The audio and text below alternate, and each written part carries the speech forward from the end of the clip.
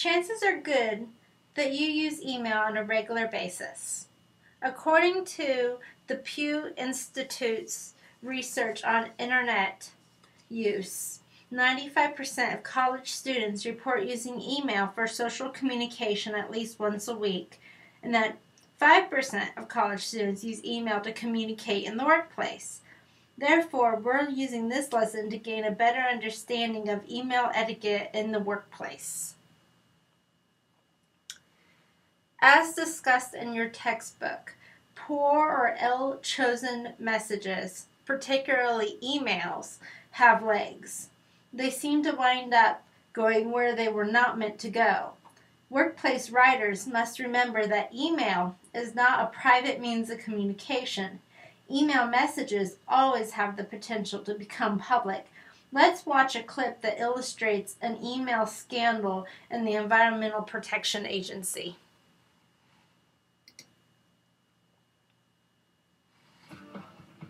Well, a new twist now on a scandal at the EPA over the use of a fake name on certain email accounts.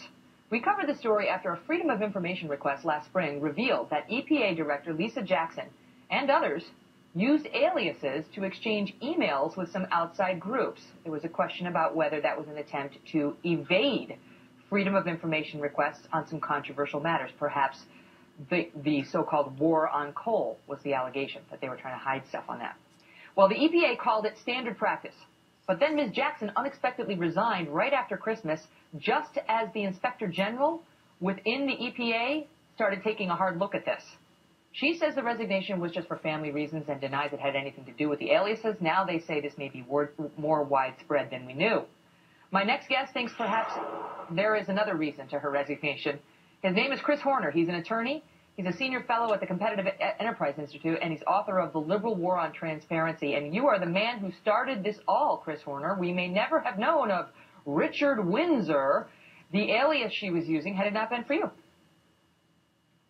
Well, that's true. I found a very surprising memo this spring while writing the book, Liberal War on Transparency, about various tricks I'd found they were using, including document destruction, which on its face is criminal, Gmail accounts, private servers, private computers, a whole host of things. And then I found that they'd actually instituted these secret accounts under an administrator, Carol Browner, who had destroyed her hard drive in violation of a court order. I take that back, our hard drive, claiming she didn't use her computer for email. And I find out she instituted these with the secret or alias accounts. But we did ask for Lisa Jackson's emails discussing this war on coal, and I learned that she actually created a false identity. This is, to our knowledge, the first time ever, a false identity, installing a dummy employee's Lotus Notes account on 3 of her computers. I have screenshots from inside the agency showing that we're taking this to new depths.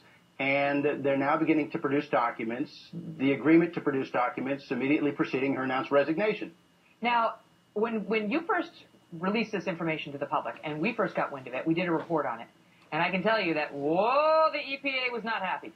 And said, look, this is standard practice. They can't have, people just emailing Lisa Jackson at EPA because she'd be getting hundreds of thousands of emails and she's got to get business done. And that's all she was doing. But then there was pushback about, okay, then you come up with Jackson Lisa at EPA, or something that is readily identifiable. You don't use your dog's name and the town or the street you grew up on, and because it makes it difficult for the record keepers to find your emails when you get a Freedom of Information request from people like Chris Horner.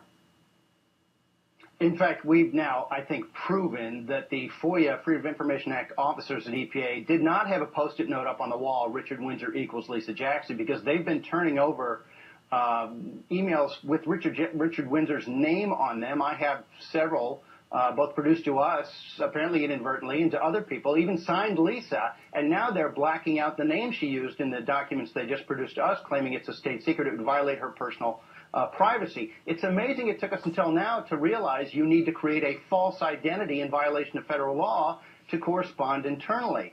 This is not, as far as we know, what's something that everybody does, unless they're proving too much and saying everybody in this administration does it. But the only, Megan, foreseeable, certainly inescapably foreseeable outcome of creating a false identity for keeping purposes is that you would subvert federal record-keeping and disclosure law. Now, I want to talk to you about 2 more things. And we're going to carry this segment over because this is important.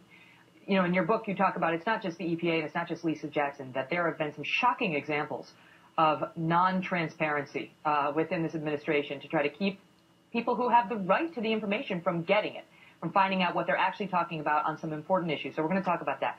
But I do want to ask you, you did get, after this whole thing happened and she resigned and all that, you got a first wave of information that was released. Did you find anything interesting under the Richard Windsor email?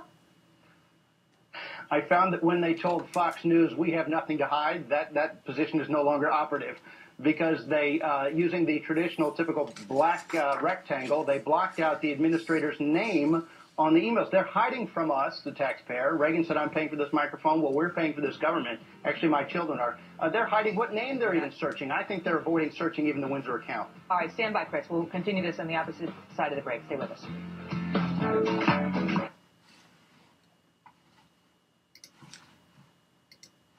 The point of this short news clip was to stress the importance that you need to know and understand your email privacy rights and to consider them before you send messages that you would like to keep private, such as personal communication versus your workplace communication.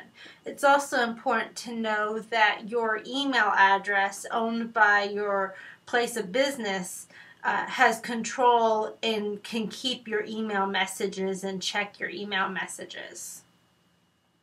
With that being said, let's make sure that we understand email communication in the workplace by going over some of the basic elements of email messages. And the first is to make sure you identify yourself. This is done most commonly in your email address.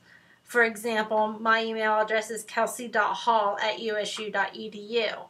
However, if you would have a title like Communications Director at ofa.org, you may need to make sure that you include your signature or name at the end of every message so that the respondent clearly knows who you are.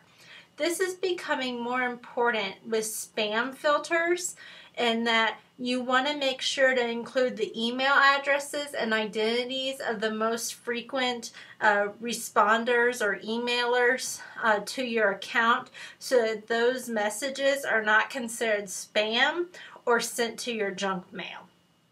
The next thing you want to do is provide an effective subject line. A subject line can irresistibly pull readers into opening your message and reading it. Your email subject line is next to your name typically. It's the first thing the recipient sees. In your email subject, I want you to do the following things. Give the message's bottom line. If your email comprises of multiple topics, consider breaking it into multiple messages. Tell the purpose of that one message. If you can, summarize your message. Why are you writing and what you want to be different after the recipient has read your email. Don't just describe the topic. If you invite someone to a conference, use invitation, email efficiency conference, Bangalore, October 14th, instead of a plain message like email efficiency conference. Be precise. Include detail that allows the recipient to identify what you're talking about quickly and unambiguously. Leave out any unnecessary words and skip articles like the, adjectives, or adverbs that would make your subject line longer. It's important to know that you can indicate a bit of urgency or a deadline in your subject line, such as respond by midnight about CEO firing. That way your message stands a much better chance of being read sooner and handled more quickly. And if you leave a subject line blank, well, you might not deserve a reply. Let's walk through some of the basic elements of an email message. The first is your subject line, as we've just discussed, but your greeting. Use a greeting like you would for a business letter. It's more acceptable in email messages to use the word dear with the individual's first and last name or just first name and a comma. The comma is used because an email is less formal communication than a letter. For the introductory paragraph, state the reason for writing within the first sentence or two of the message. Avoid long, drawn-out introductions, discussions, or analyses of your email messages. The body paragraphs in your message should be 2 or 3 sentences long, and use a block format for your paragraphs. 1 space should separate paragraphs. And in your closing paragraph, you typically reinforce a goodwill statement or a forward-thinking statement by offering assistance or contact information for how the person can follow up with you. Use a closing like sincerely, thank you, or regards. Sincerely is considered the most formal closing for an email address. And lastly, make sure you include a signature. It's useful to include your name at the bottom of every email you send. And a standard signature functions like a business card, giving contact information about the sender. Information can include your job title, phone number, fax, website address. And for your email assignment, your signature should be 3 to 6 lines.